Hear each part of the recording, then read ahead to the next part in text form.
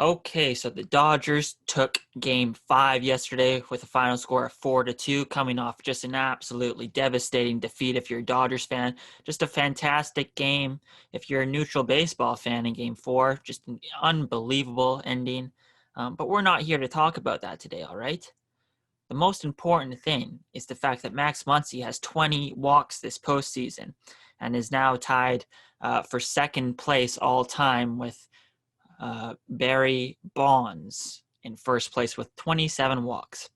And this morning, I wanted to take a closer look at this, at this infamous 2002 Barry Bonds playoff run. And I had looked at it before. I've done a little digging back in the past, but I mean, it's truly insane what he did back in 2002. And I kind of wanted to compare it with Muncy because Max Muncy is Barry Bonds, essentially, of course. We all know that. So we'll do a little quick background, and then we'll dive in a bit closer. So Barry Bonds, 17 games in 2002 playoffs, 27 walks, 13 of those intentional. We'll get in a little deeper in a second. Slash line 356, 581, 978, which equates to a 1.559 OPS. Pretty good. Max Muncy, on the other hand, not as impressive, of course. It's not easy to be Barry Bonds in anything. I'll just pull up his numbers for a second here. Let me see. So he's also played 17 games.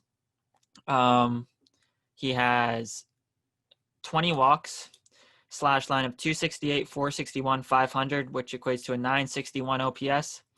Only 3 home runs, and 15 hits, whereas Bonds had 8 home runs and 16 total hits, which is absolutely bananas. Half of your hits are home runs. It feels like Max Muncy every time he's up has like a 3-2 count, 2 strikes against him, and he works a walk somehow. And that's like the polar opposite of what Barry Bonds was in 2002. So I did some digging. Max Muncy's numbers were a lot easier to find. I just went to Baseball Savant, which is a great website if you haven't checked it out yet. And so his numbers this postseason.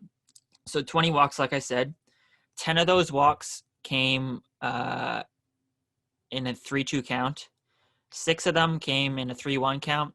And only 4 came in a 3-0 count. So he's like, it kind of shows like he's had to like work for these walks. He's had to battle for these walks. And that's just complete opposite of what Barry Bonds had to do. And that I expected this, obviously, just based on the intentional walk size.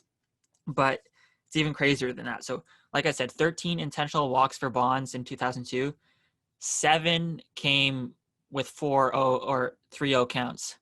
So essentially, he has 20 intentional walks because 4-0, when you get walked on 4 pitches, especially when you're Barry Bonds, that just shows that the pitcher has no desire to pitch to you.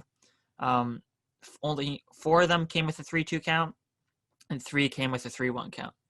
So they were not pitching to Bonds, and when they did, he hit a home run. It was ridiculous. So I went to Baseball Reference, StatHead, found out every game that he was walked at least once. So in the NLDS against the Braves, in games 1, 3, and 4, he was intentionally walked 1 time each. And then in game 5, this is funny. So Kevin Millwood is on the mound. It's the 4th inning, and it's a 3-2 count. So and the Braves are down 1-0. So and Bonds is leading off the inning. So the worst he can do is hit a solo home run, which, I mean, still isn't desirable, and it's 3-2 count. So I was thinking, I was wondering what pitch he threw, because I kind of expected 3-2 count. You're not going to give in, right? You're going to maybe spin one, especially to Bonds, but his eye is unbelievable. So you're in a lose-lose situation. And I'll pull it up here. So Kevin Millwood on the mound. Bonds. Bonds is probably thinking, I don't what's Bonds thinking? He can hit anything. Millwood's probably like, oh, he's probably thinking I'm going to spin it, so I'm going to throw a heater. And he threw a 96 heater, and Bonds took it out. And he should have walked him. Millwood, you should have walked him. All right, learned your lesson, attaboy Millwood. Except you lost this series, so this was also the end of your season. So that was one of the funny things I've noted. I noticed.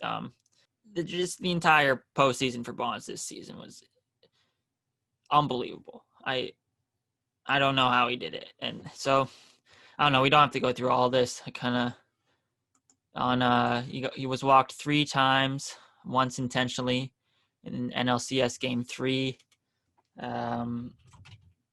They just don't want to pitch to him. It's unbelievable what this guy was unbelievable.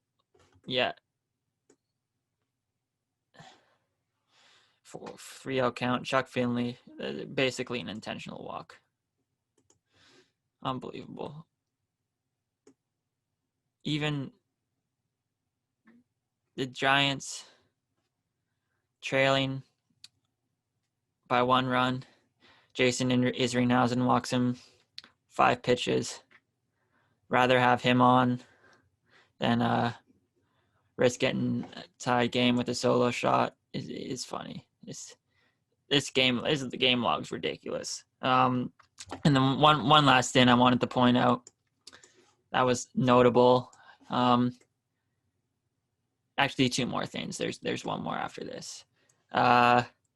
So on, what was this? World Series, it was Game 4. And the first inning, Kenny Lofton leads off with a single. Rich Aurelia hits a single. So 2 on with no out. Jeff Kent strikes out, so 2 on, 1 out. And John Lackey and the Angels intentionally walk Barry Bonds to load the bases. And it works out because Benito Santiago grounds into a double play. I mean, that walking someone to load the bases, that's fun. Before I die, I need to see Mike Trout get either walked with the bases loaded or walked to load the bases. I need that. Give it to me. So that was another fun little anecdote in amongst this unbelievable postseason for Bonds. And then the last thing, we all kind of know this moment, but let me see. I think it was Game 2.